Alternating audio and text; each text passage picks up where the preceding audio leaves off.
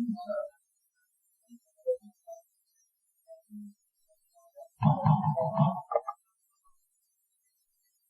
afternoon.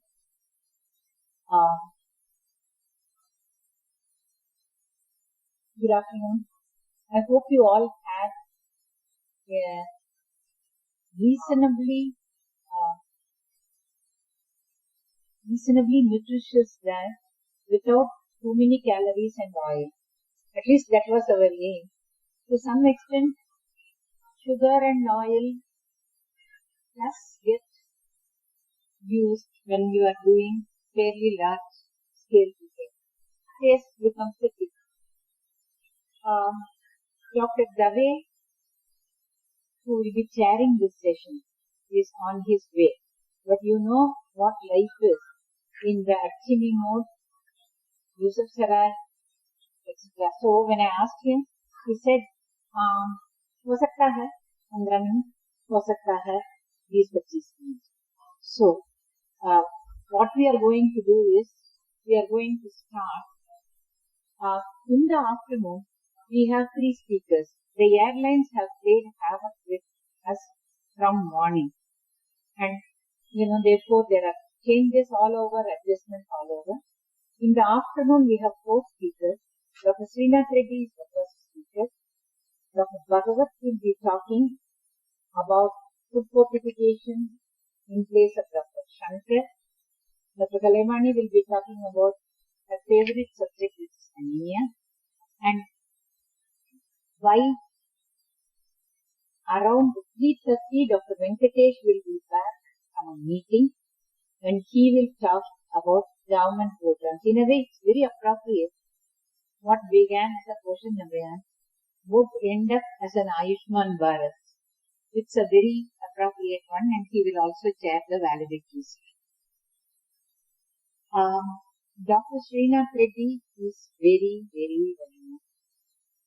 He has, I will not read his biodata, excepting to state he was one of those dots in the 80s who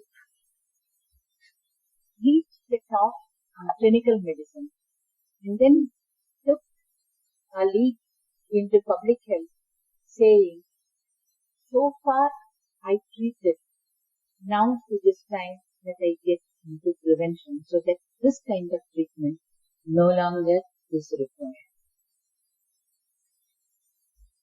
He has then moved from All India Institute to Public Health Foundation of India, and in his own inimitable style, he has supported public health movement. Huge army of people from various disciplines have been nurtured into becoming public health. This is not a program that could be evaluated on 5-yearly basis, and impact evaluations done on 7-yearly. But if you wait, see, how did India meet the challenge of obesity non-communicable epidemic using all available manpower and persuading them all to treat the pathway of prevention? I think you will find Dr. Reddy and Public Health Foundation featuring as brilliantly as did the earlier people who had worked on undernutrition prevention, undernutrition management, and who have succeeded in bringing down both undernutrition and morbidity and malnutrition. I will not stand between you, Dr. Srinath Reddy, and I am very thankful to you for having accepted my suggestion that you will take a Stepney chairman until such time as Dr. Dave comes and begin yours.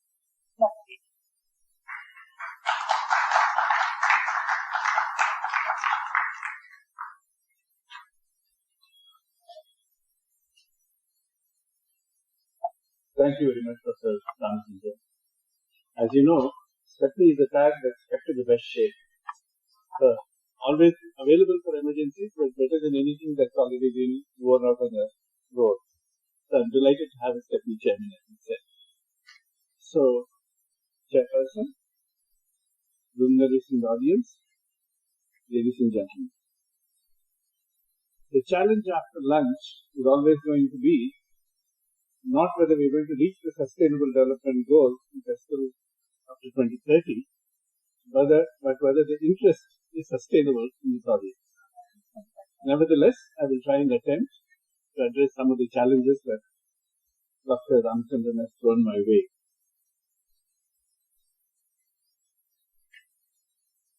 Clearly, non-communicable diseases at the global level have been very obviously identified to be a threat to health and sustainable development, and now acknowledged to be so.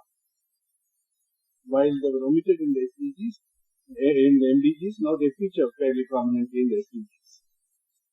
We have 40.5 million deaths due to non-communicable diseases cumulatively in 2016, accounting for 71% of global deaths, and 78% of those deaths due to NCDs have occurred that year in the low and middle income countries.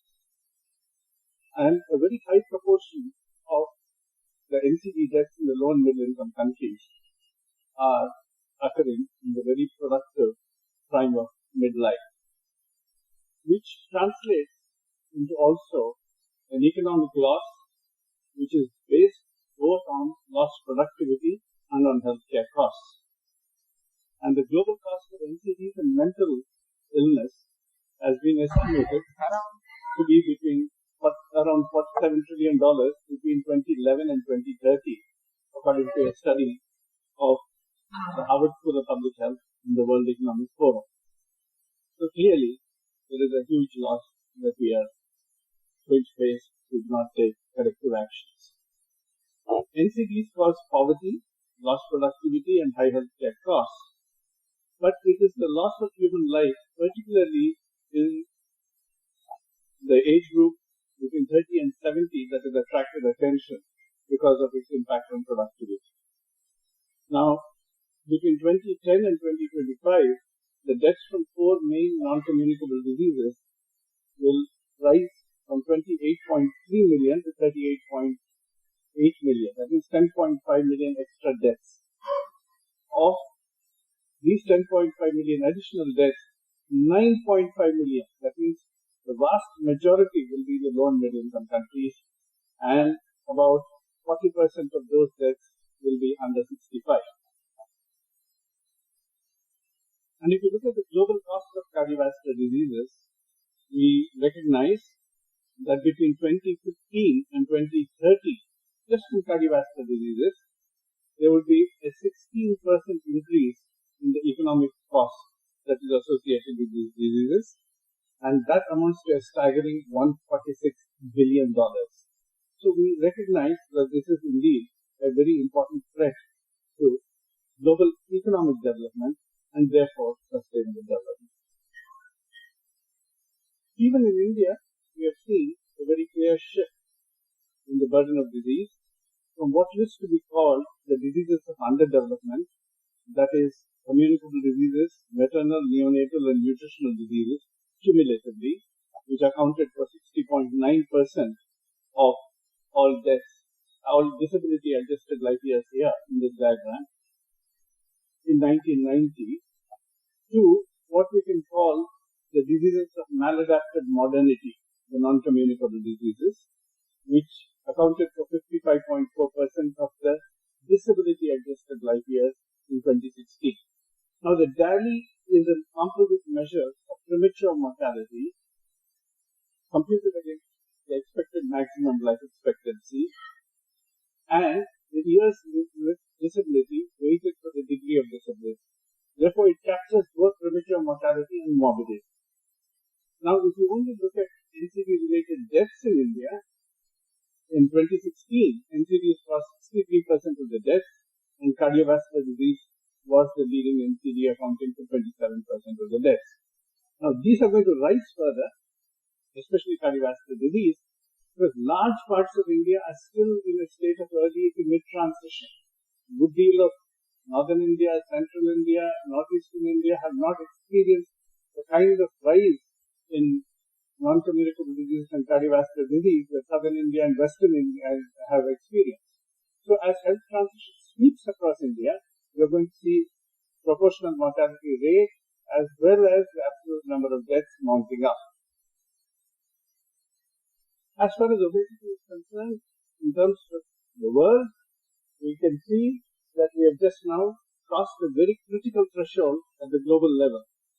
For the first time in recorded human history, adult obesity has now officially overtaken adult underweight globally. So we still have a huge challenge of childhood undernutrition. And as Professor Ramachandran has already shown, this problem is very much with us even in India. For example, if you compare the NFHS data between 3 and 4, we see a rise in every segment of our population, whether we are talking about urban men and women or rural men and women. We are seeing that this is now an encompassing entity where obesity is now advancing across all sections of our society. And when we look particularly at women, we find within NFHS 2, when obesity was then found out to be 10.6%, we have now, in women, we have now moved to 20.7% in the National Family Health Survey. One of the questions, of course, is what is obesity in India?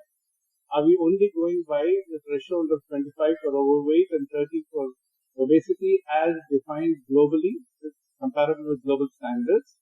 Or are we taking adiposity into account, where Indians, along with many other Asian subgroups, have been found to have low muscle mass and a much higher level of fat and also distributed viscerally, which adds to great cardiometabolic risk even at the levels which are considered to be non-obese. So if we take what we call cardiometabolic obesity, then we are indeed at much greater risk than even these figures would suggest.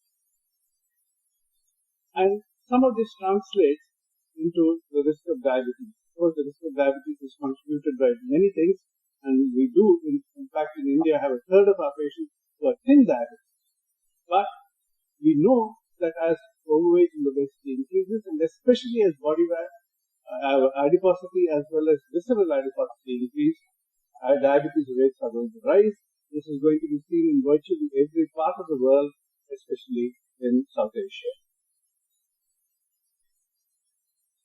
Therefore, it is not surprising that ultimately, when the Sustainable Development Goals were adopted in 2015, the neglect that NCDs had in the year 2000 was now corrected, and NCDs have now entered the SDG agenda.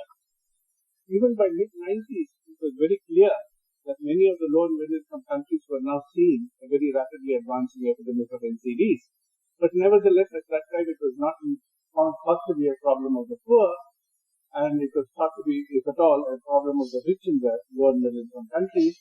But a lot of data has shown that these epidemics, in fact, are progressing so rapidly that the social gradient has reversed in many cases, or is reversing, becoming a problem of the poor rather than just of the rich. And given that equity dimension, as well as the magnitude of the numbers and the economic impact, now NCDs have finally made it into the SDG agenda very clearly, along with many other sustainable development goals, some of which we'll deal with later. Because all the goals are very much related to health, and many of the goals also have very good interaction with nutrition. So how does the entire SDG framework play out in the context of the nutrition agenda that we shall examine later? So now if you look at the risk factors, so these keep changing somewhat in order within years.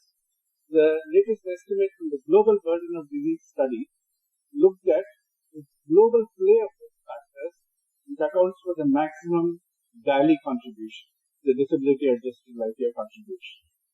And child and maternal malnutrition still prevails as the number one risk factor.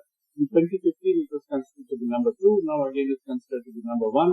There's been a lot of unsettling influence globally, including the conflict situations in Africa and the Middle East. For whatever reason, now we find that child and maternal malnutrition is indeed number one. But dietary risks by themselves, as estimated by the study, have now come to the number two position. But if you look at the other risk factors which feature in this list, whether it's high systolic blood pressure, or high fasting plasma glucose, or high body mass index, or high cholesterol, they are also mediated by dietary risk. So essentially, therefore, we are saying most of those risk factors which are in the top 10 list are diet related in one way or the other.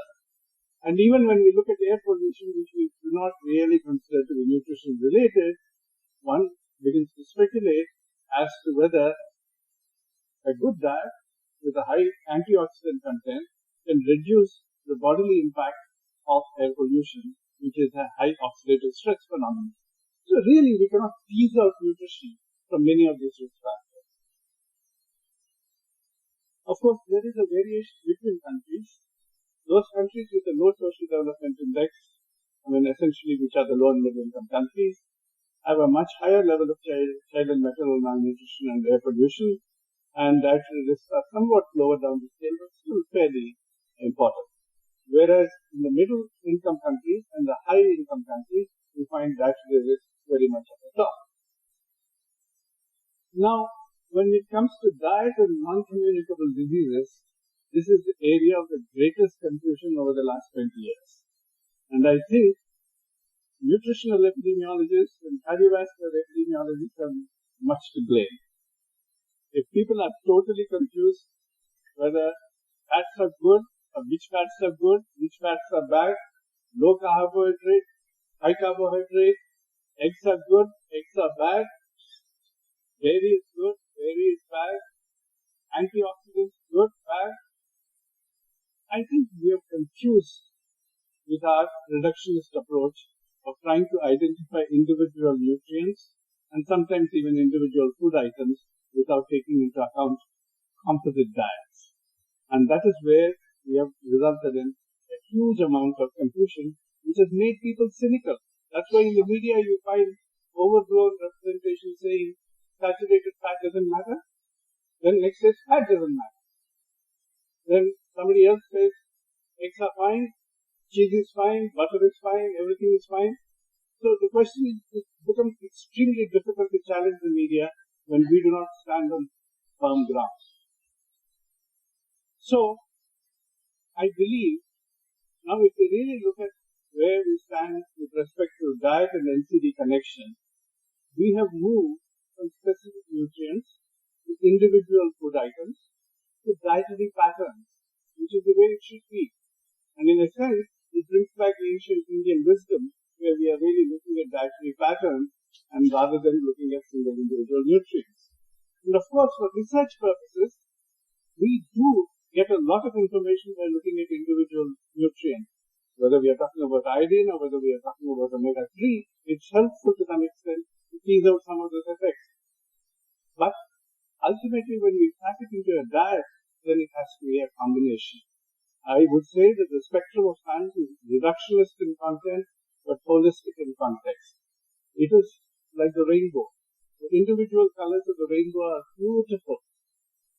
But unless you use all of those colors, you will not get the brilliant white light of illumination that shows you the truth. So that is how we must look at science. Now, in terms of fats, American Heart Association guidelines in 2018 says that limit total fat is less than 25 to 35% of total energy. They have moved up 5% from some of their previous guidelines because of the impact of Mediterranean diet and so on. But even this is contested.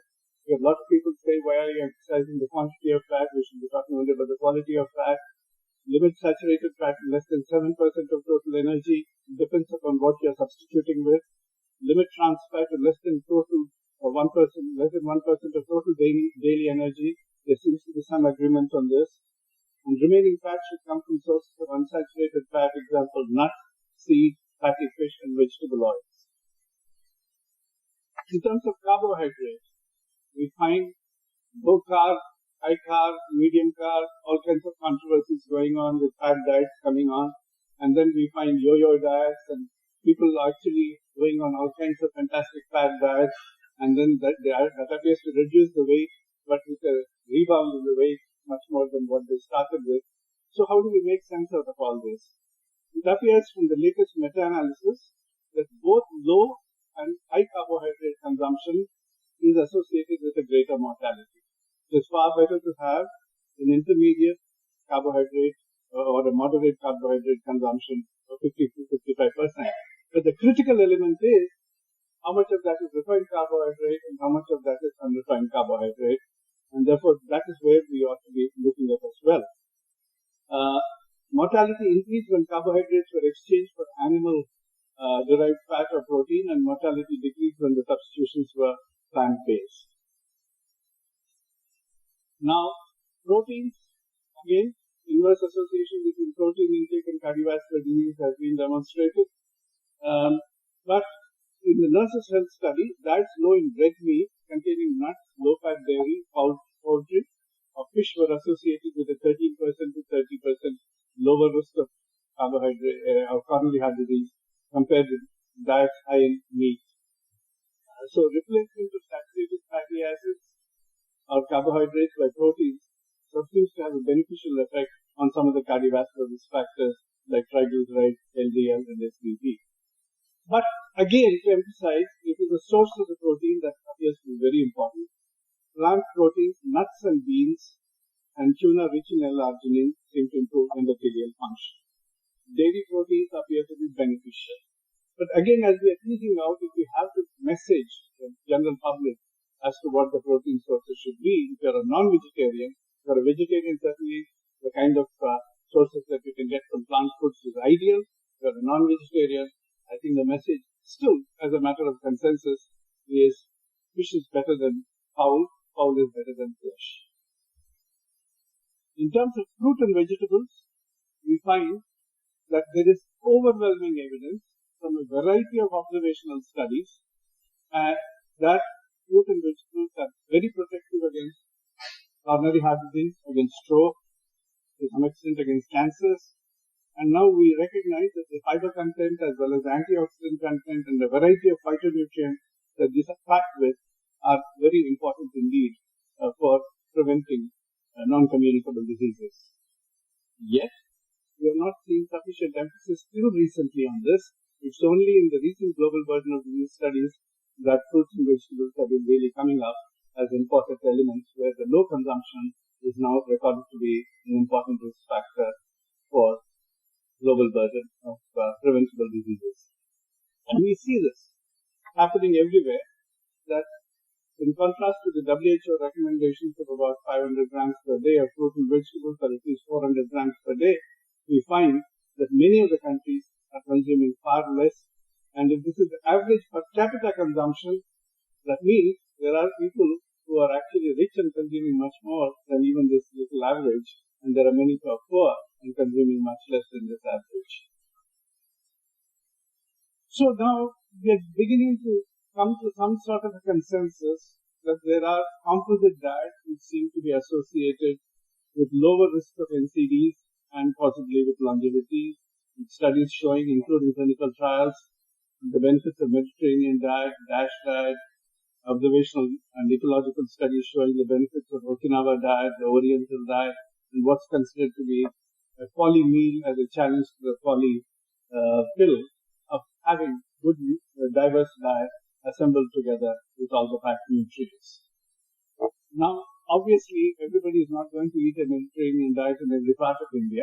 The idea is to take the principles of that kind of healthy composite diet and create our own regional variations of what appears to be a healthy, balanced diet. And dietary diversity becomes very important. So whole natural foods after an isolated fractions any day, healthy, balanced portions from variety of foods and diverse food groups, keep your weight controlled, lots of physical activity, stay hydrated, and sleep well. This seems to be the general message that we should be sending out. And when I speak to school students, I say, a dining table has 4 legs, and that's how a meal should be. Regularity, variety, balance, and moderation. Those should be the 4 legs of the dining table. However, this always doesn't get through. because there are forces beyond control, forces beyond what cardiologists will say or the nutritionists will say. According to Harvard, this is the healthy eating plate model, with fruits and vegetables accounting for 49% of the plate. Okay? And of course, very low amount of sugar and so on and so forth. Cereals and starches 20%, etc., etc. But look at what actually we are producing according to FAO.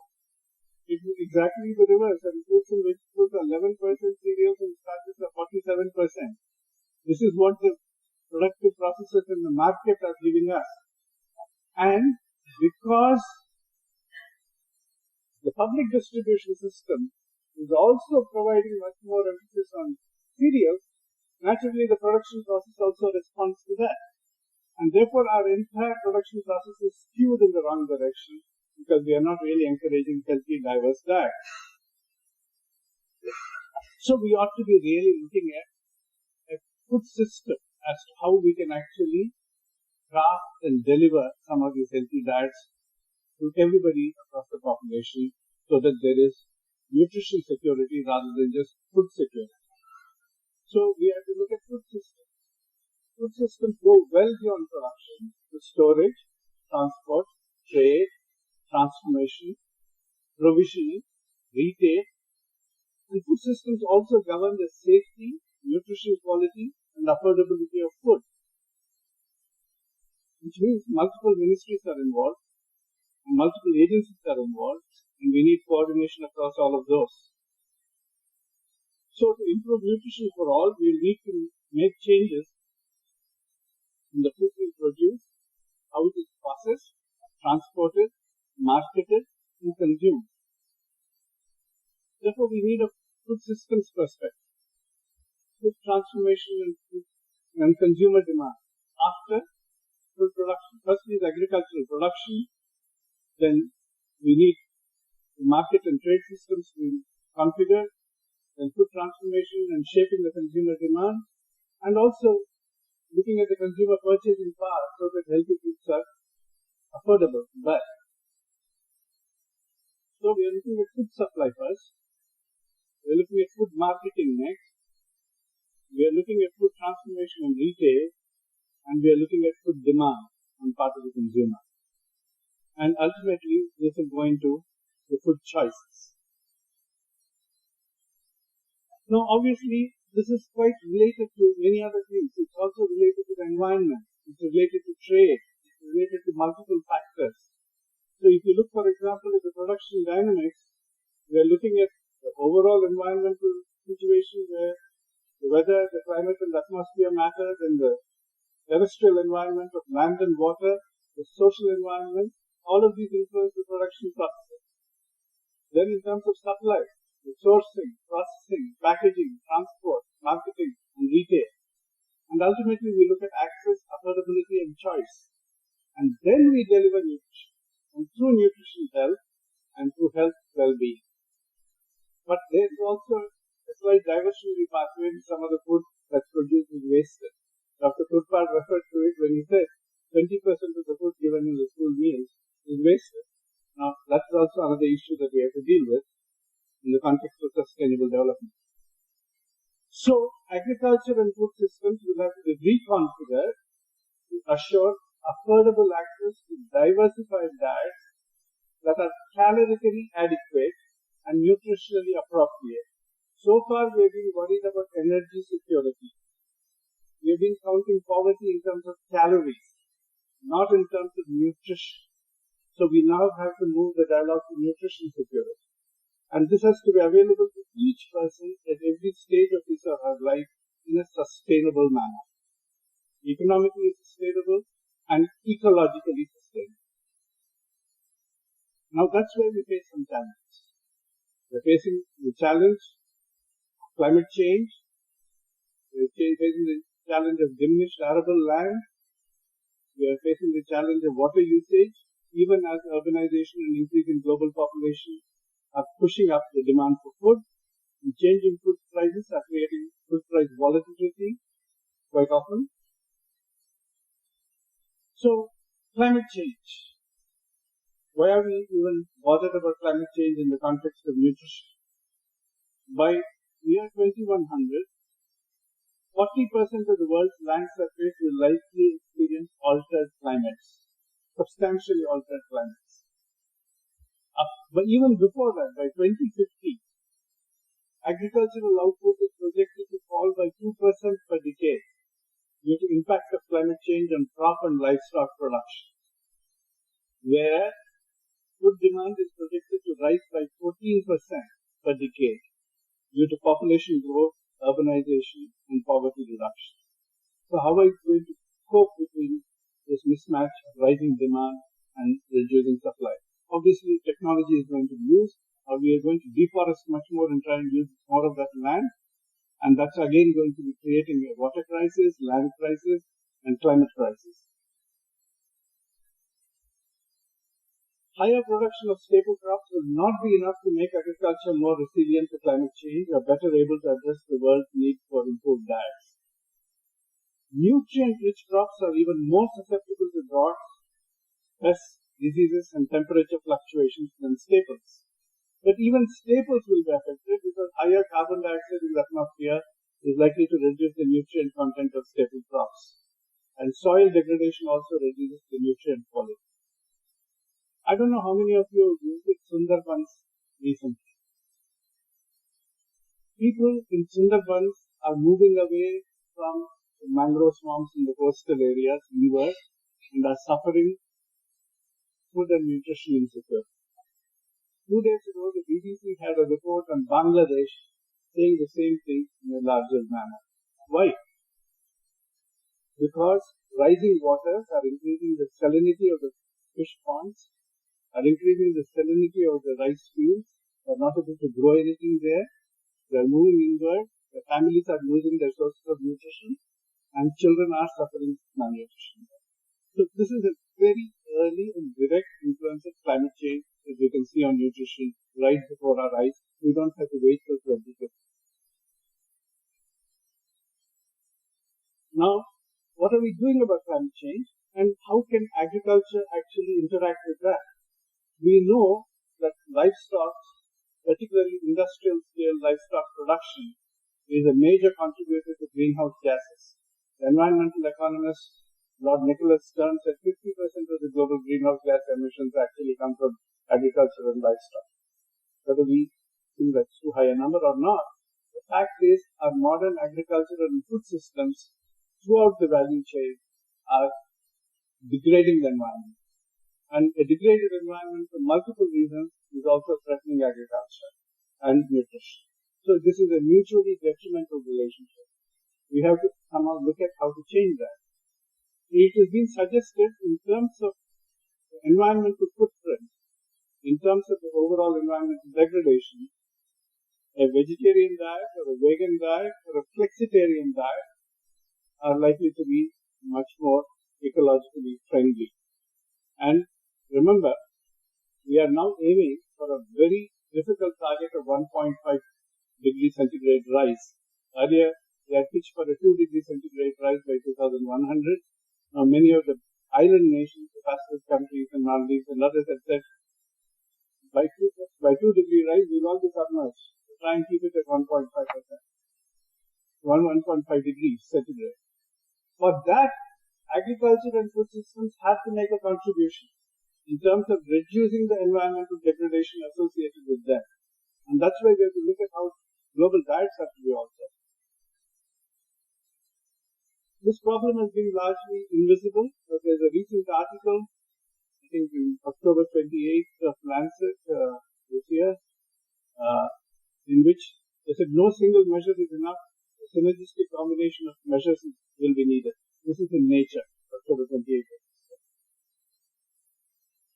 And while we may actually be reducing hunger by 2040, but there is a potential for worsening health outcomes in the absence of deliberate policy action. This is from the last. Now, nutrition-sensitive food systems can also be climate smart. We need to actually build climate smart or climate resilient food systems. We need to support a variety of food production systems to minimize risks and enhance the supply of more diverse foods in the diet. Spread your bets. But that's also important for crop diversity, which is also important for dietary diversity. Promote efficiency, including waste minimization along the entire food value chain to meet the higher food demand and enhance resource use while achieving dietary diversification. Focus domestic research and investment on mitigating climate-related food system shocks and volatility and adapting those systems to longer-term stresses. Establish robust social protection programs so that the poor and the vulnerable do not suffer. Many countries are already now planting resilient crops, different varieties of beans that may be hardy and which will not be affected that much. So we have to really start looking at our agricultural research as well, looking at how we are going to cope in this future. So we need climate resilient and climate smart agriculture with crop diversity, especially non-staples and fruit and vegetables. We need sustainable fish production. Already we are exhausting our fish reserves by overfishing. Fiber preserving food grain processing without stripping them of very valuable fiber. Non-atherogenic and non-diabetogenic processed food products, and food safety against carcinogens. So this is how we have to shape our agriculture and food systems as we move along, particularly from the context of NCDs. So what needs to be done? Sustainable resilient food systems for healthy diets, aligned health systems providing universal health coverage of essential nutrition actions, many of which were listed by Professor Ramachandran and by Professor Vinod Paul, social protection and nutrition education, trade and investment for improved nutrition. Trade is going to be a very important factor. Safe and supportive environment for nutrition at all ages, and strengthen governance and accountability for nutrition. It is not a question of trying to say whether we are going to regulate or give entirely choice to the consumer. We need to empower the consumer, but strengthen public policy for fighting against obesity and NCDs through appropriate regulation. So we need to unleash the virtuous cycle of nutrition and sustainable development, where we are really looking at nutrition as the basis for health, health as the basis for human development, and humans actually promoting sustainable development. And not really concerned only about our generation, but looking at intergenerational health and development. But that means we need multi-sectoral action across multiple sectors. And all of this needs to be positioned in the context of the Sustainable Development Goals, where the goal now is, compared to 2015, by 2030, we must reduce premature mortality in the age group of 30 to 70 years by 1/3, and that is the SDG target 3.4. But for this, we need to use the whole SDG framework and not just focus only on health or SDG goal 2, which is zero hunger. For example, number 1 is no poverty. Second is no hunger. Third is good health. Fourth is quality education. Fifth is gender equality. Sixth is clean water and sanitation. Seventh is renewable energy. Eighth is good jobs and economic growth. Ninth is innovation in infrastructure. 10th is reduced inequality. 11 is sustainable cities and communities.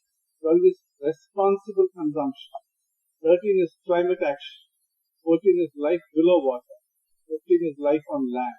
16 is peace and justice. 17 is partnerships for the goals. Now, it appears that many of the people who talk about nutrition are only focused on goal 2 or goal 3. On the other hand, nutrition resonates with many of these goals. Let's see how. Number 1, no poverty. Secure access to land, agricultural development. They are vital for poverty reduction. Number 2, of course, is a no-brainer. Food production, calories and nutrients for zero hunger. Number 3, for health. Diets underpin health, and agricultural pollution and antimicrobial resistance and zoonosis, all of them are interconnected. Women agricultural labor and gender, women's access to land. Then we are looking at goal 6, 70% fresh water is used for agriculture. And agricultural pollution of water, how will you actually look at that? Then land for bioenergy, solar and wind, and water for hydroelectricity. So how do we look at energy security? Remember, as the demand for food grows, we must increase our food production with lower utilization or lower cost of per unit land, energy, and water. So with less water, less land, less energy, we must actually produce more food. Then jobs. More than 1 billion jobs in agriculture. And agricultural development has to increase. It just can't be prospered industrialization. When infrastructure drives land use change, how do we actually deal with that? What about land for urbanization and also urban agriculture? Urbanization and dietary demand. All of these are matters that relate to the growth of cities. Then in terms of consumption, what are the dietary choices? What is grown? Overconsumption, food waste. Then agriculture and land use. How is it actually resulting in 30% of the greenhouse gases? Then in terms of pollution from agricultural runoff, how is the water resources being affected? How is the fishing being affected in terms of overfishing? What is the impact of crop feed aquaculture? So all of these actually make a lot of difference. So when we are talking about biodiversity, habitat destruction and degradation, species loss, ecosystem services, every one of these matters. So you see, nutrition is actually laced through this entire SDG framework. And we face challenges. The global middle class is expected to increase by 3 billion in 2030. This will increase demand for energy by 45%, water by 30%, and food by 50%. How do we actually manage this equation? Where will these people live? What will they choose to spend their money on? All of this will impact upon nutrition as we move along. And we in India, with a growing economy, are going to see all of this. Now, for example, in Asia, this is where the maximum rise in the demand for animal source feeds is coming up now because of growing middle class and aspirational dietary patterns. So this is where we're going to see a good deal of challenge. And we also are going to see both global and domestic factors which are going to be challenging. We're going to be seeing impact from global production, through disrupted production and supply chains with extreme weather events. We're going to see food safety being compromised. We're going to see at the domestic level risk to agriculture from domestic water extremes, price volatility and disrupted food supply. We're going to see long-term trends in domestic production also being affected by global trends, and trade is going to be particularly an important element. And all of this is going to result in decreased food affordability for vulnerable groups. So we now recognize it's not only undernutrition that's only going to cause problems, but undernutrition in terms of essential fiber, fruit and vegetables, essential healthy edible oils is also going to hit the poor and by way of NCDs. So given these challenges, how are we going to configure our future? So you can have unsustainable and unhealthy diets, or you can have sustainable and healthy diets. So one way of looking at it is free trade and the global market situation is to have a carbon tax, impose the polluter pays principle on the transnational corporations, of course have a lot of consumer education, but climate costs are going to be mounting and food will become more expensive. Or focus a lot more on local and regional markets, have a food tax to try and modify the consumer behavior, and provide healthy eating incentive schemes, health insurance, and public health education. We still can end up with both health and sustainable diets. So how are we going to be really shaping our future is going to be very critical and dependent on the food system, not just on what we decide is good nutrition based on science. So in the 20th century, the focus of nutrition policy was on technology-aided production, green revolution. Let's push up wherever in the world, increase our production. Emphasis on individual behavior change.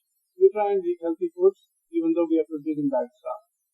Now, 21st century, the focus has to be both on production and consumption patterns which are compatible with sustainable development. And the emphasis, therefore, on systems thinking for broader societal change. Now, people will say it's a matter of choice. Undernutrition, yes, it's a matter of supply, availability, pricing, we will provide it with public distribution systems, school meals, and so on.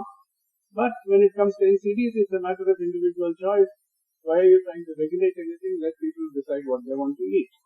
That's what the industry will say. That's what the industry says now. Now, choice is either conscious, conditioned, or compelled.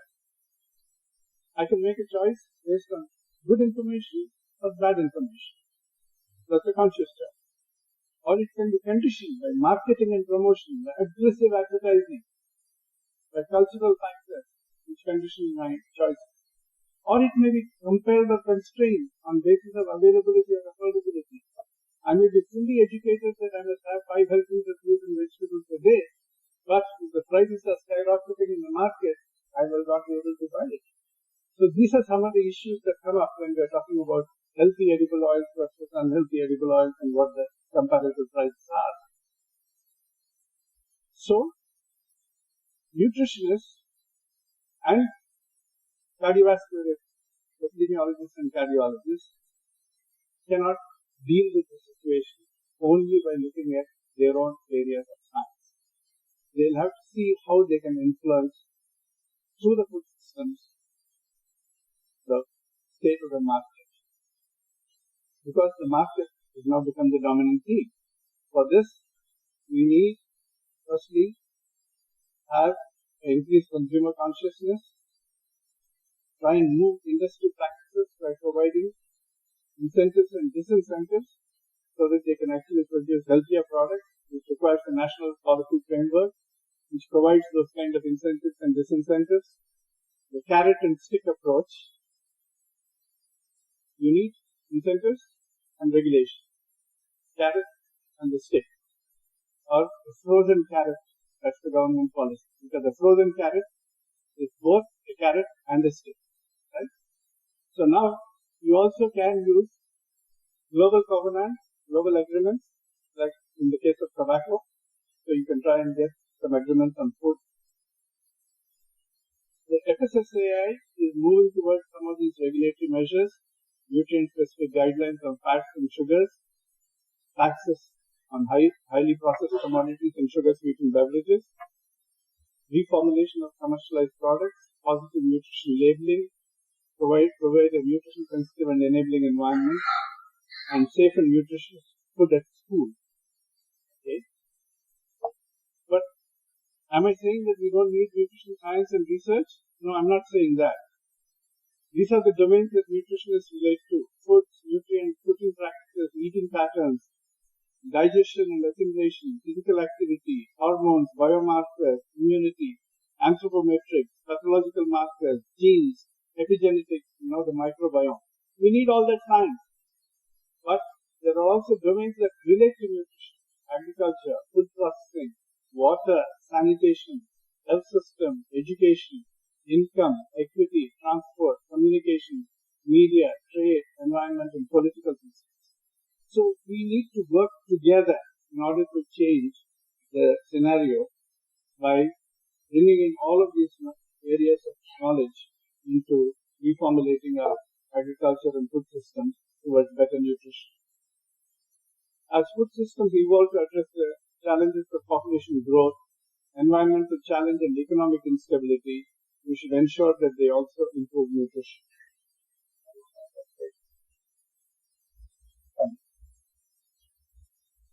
So, what are the scenarios we should promote? We need both healthy diet and sustainable diet, as we said, and therefore we should recognize the link between diversity of diet and biodiversity, and then provide a higher diversity of farm-based products for stronger sustainability. At the same time, overconsumption of animal-based sources should be reduced, particularly reduction in meat consumption, which leads both to healthier diets as well as greater sustainability by reducing the stress on the environment. So we are moving much more to plant-based diets, or at least a flexitarian diet. And we also cannot ignore the intergenerational aspect in saying that this has to begin early. School meals can be transformational, with emphasis on nutritious ingredients and food groups, and regional procurement. If schools can actually get regional agricultural products produced, that will also be an incentive for local agriculture and boost the local economy, and also ensure diversification of food. predictable national budget allocations for these, an effective intersectoral mechanism for managing such programs with careful measurement and monitoring, and encourage children's lifelong healthy habits. And also children can be changing at home. And nutrition education, community engagement, school gardening and training, all of these are important. We can't deal only with the 30 to 70 year age group, even if that's the goal in the SDGs for NCDs. We have to begin early on in life. And therefore, better school meals will produce better nutrition status, better health status, social harmony, community engagement, connect to local farming, improve sports performance, and improve educational outcomes. And this is something we should work on. But as yields grow, waste also grows faster, and 1.3 billion metric tons are one-third of food available for human consumption. One-third of food available for human consumption never reaches the plate or the bowl. It's a huge waste, and that is against sustainable development. Food waste is down in the value chain, where we are looking at discarding of food downstream in the value chain, particularly at retailer and consumer levels, for the aesthetic quality or spoilage. But food loss is higher up in the value chain because of decrease in the quantity or quality of food intended for human consumption, for example, in agricultural production, post-harvest losses, or during transformation. Global food loss and waste costs $940 billion a year. And the highest economic losses occur for cereals in the post-harvest handling and storage, fruit and vegetables in transformation and packaging, and meat and seafood and milk at the distribution and the retail level. So we need to look at different levels where wastage occurs and then look at it. The very foods that are critical components of healthy diets are at the highest risk of loss and waste, particularly fruit and vegetables. They are the ones that are most lost and wasted. And there are multiple areas of waste, multiple sources at the agricultural production subsystem, food storage, transport and trade subsystem, food retail and provisioning subsystem, and food transformation subsystem. All of them are involved in this. And ultimately, the consumer also wastes a lot, and all of these cumulatively lead to waste.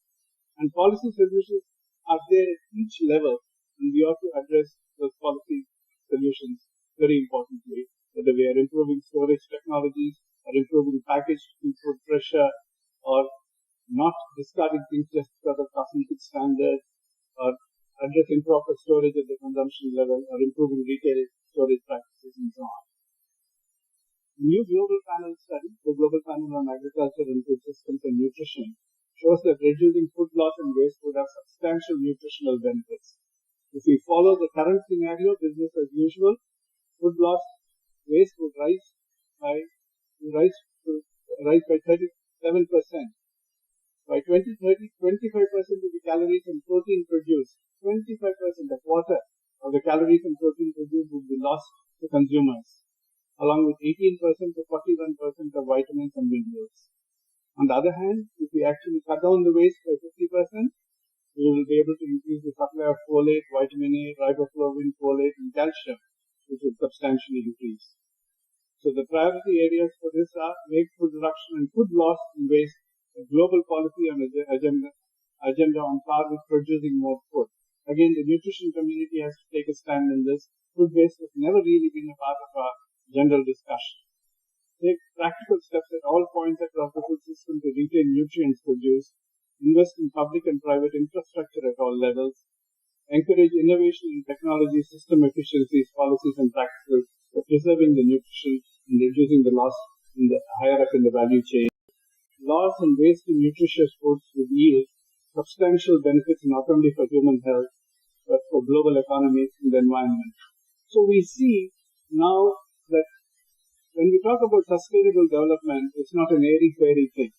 It is dealing with our economic development, it is dealing with our ecological sustainability, environmental stability, and of course, with health and nutrition as the basis for human development of this generation and intergenerationally. Unless we bring nutrition very much into the center of this, we will not be able to influence many of the policy decisions that actually will impact on nutrition. So nutritionists must now begin engaging much more effectively, even aggressively, with other policy sectors and say, this is what nutrition should be if we want a healthy, sustainable development and if we want an environmentally stable planet. So, when we talk about science leading to policy and policy to action, nutrition is the spark of health, transformation and sustainable development. You have the power in your hands, you should use it.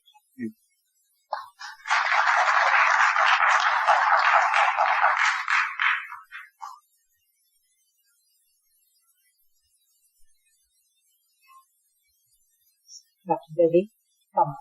Please come and become the chairperson for this session. I was mistaken me holding forth until you arrived. Please come, sir. Dr. Reddy, that was, as usual, one of the most exhaustive and enlightening integrated talks. I'm sure all the audience enjoyed it.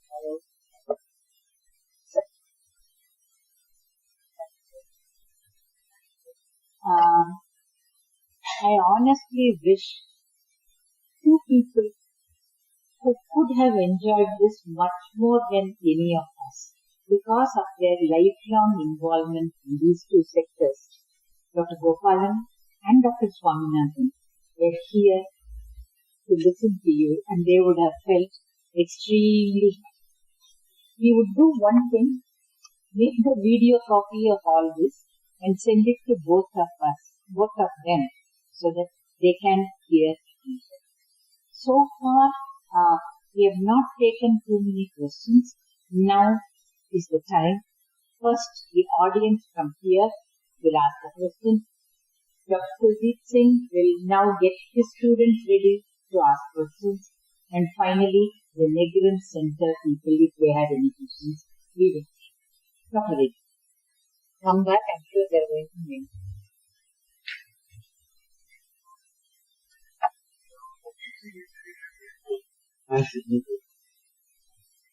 It's a pleasure to greet friends from both Jodhpur and Shillong. I only hope this long lecture, which Dr. Prema Ramachandran very kindly permitted me to do, has not stunned everybody into silence, and there will be some questions. Yeah.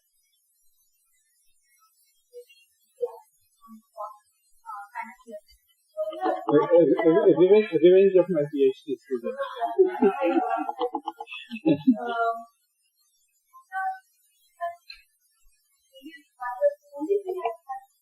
Maybe an emerging leader in communication. There are a lot of factors. One side we talk about how to discussion is also being holistic in approach and context. But anyway, most of those leaders usually give that intersectional work. But if you see any of your sides, nothing is possible by pure nutrition alone, pure happiness alone. You need people to come here and for all of these. How do we actually do? See, we are actually in somewhat siloed disciplines and in institutions which have also been restricted in terms of their engagement with other institutions and other disciplines. We must now start looking at what are the major challenges and try and create platforms where we can all dialogue together and discuss together. I'm not saying that people should give up their pursuit of nutrition science. They should do that very well. Or somebody who is actually a researcher, for example, in cardiovascular disease should be able to do cardiovascular disease or diabetes epidemiology quite well. But ultimately, when we are looking for solutions, we'll have to bring all the forces together. And that's where I think we need to create consultative platforms at the level of knowledge integration. At the level of policy, I think, as somebody was saying at lunchtime during the conversation, that it is very important that different ministries and different agencies also sit together, and there is actually a sort of a nutrition council or a nutrition task force. In fact, I was told that in Brazil there is a nutrition council with 17 different ministries actually working together. So whether it's food processing or agriculture, water resources, they all have to sit together. And I think the right platform would be either Prime Minister's office, which of course is beset with multiple problems, or the NITI Aayog, which is a think tank. That's where we need to bring in this kind of convergence. Far too long, nutrition has been locked up in WCD or in health, and even they did not talk to each other. We need to change that situation, and we can only change that situation by throwing more challenges into the open and getting the public debate going.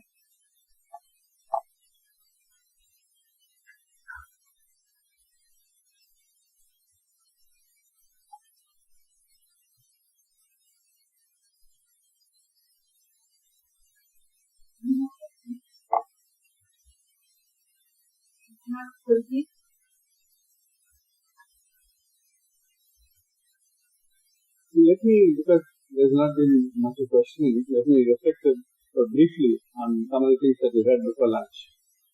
Firstly, undernutrition and NCDs are quite well related, as Dr. Srinath said.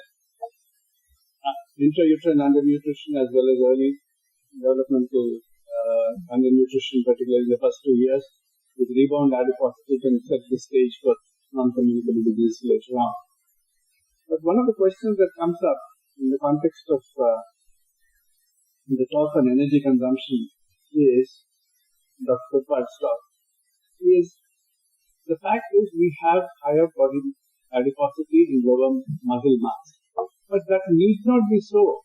I mean, that is not something we should take as a given forever and ever. We should look at interventions of appropriate nutrition and physical activity, which actually improve the conditions with that respect. So, I think not looking at just how much energy, but where is that energy coming from? How balanced is the diet? How diverse is the diet? And even if there are extra calories supposedly being consumed, are they being consumed as fruit and vegetables, or are they being consumed as nuts? Ultimately, are they going into a better quality of the human body, which is then able to utilize this energy better? Those are the kind of challenges that we ought to be looking at when we are addressing nutrition.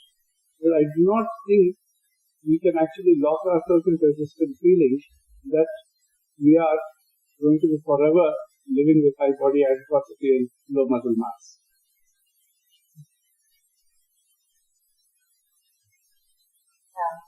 We need questions from your reporter who's on the line. You can answer. We have an audio problem. They hear it. They can't. They can listen when we are transmitting. It's becoming very, very difficult for us to understand what we are saying. Then he gets it too. As you see, he himself gave the answer. He has dealt with every aspect and given an absolute theoretical basis of the way forward. What we need to learn is today's theory is tomorrow's practice, and I hope it really comes. And you should keep talking until such time the rest of the population understand and follow you. Sir, as a token of our appreciation, we always do token. So that we are going to do a photo op because the Gopalans want each one of the speakers receiving absolutely.